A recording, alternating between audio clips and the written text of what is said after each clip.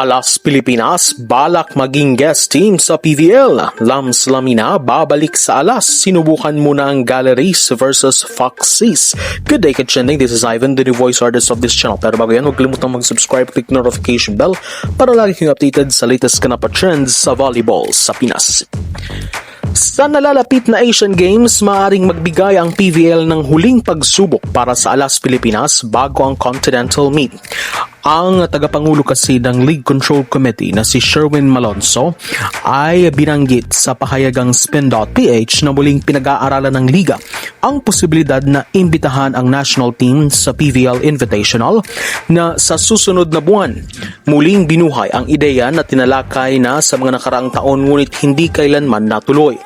Habang noong mga nakarang taon hindi nagkakasundo ang calendar ng national team at PVL, ngayon tila mas paborable na ang timing na ito. Dahil ang ASIAD ay nakatakdang ganapin sa Setyembre, ang Invitational ay maaaring magsilbing mahalagang pagsasanay para sa Alas team at sa bagong head coach na si Coach Takam Minowa kung papayagan ng kanilang mga schedule. Binibigyan diin ni Malonzo na ang desisyon ay nakasalalay sa programa na inilatag ng federasyon at sa pamamahala ng kasalukuyang national organization na Philippine Olympic Committee.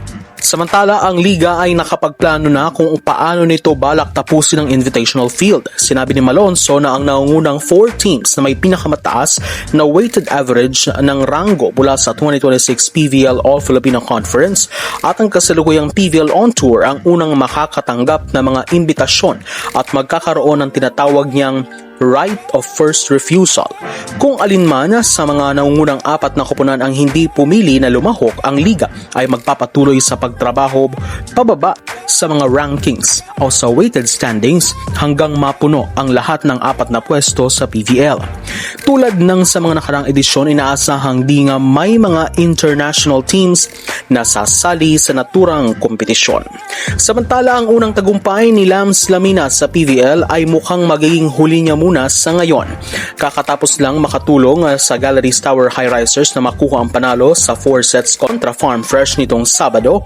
Ang number 1 overall pick ng 2026 PVL Rookie Draft ay nakatakdang umalis sa High Risers sa ngayon at sumali pansamantala sa Alas Pilipinas Women's Training Pool simula ngayong Lunes. Ang hakbang na ito ay nangangahulugang hindi na makakalahok si Lamina sa natitirang bahagi ng PVL On Tour habang lilipat niya ang kanyang atensyon sa paghahanda para sa national team.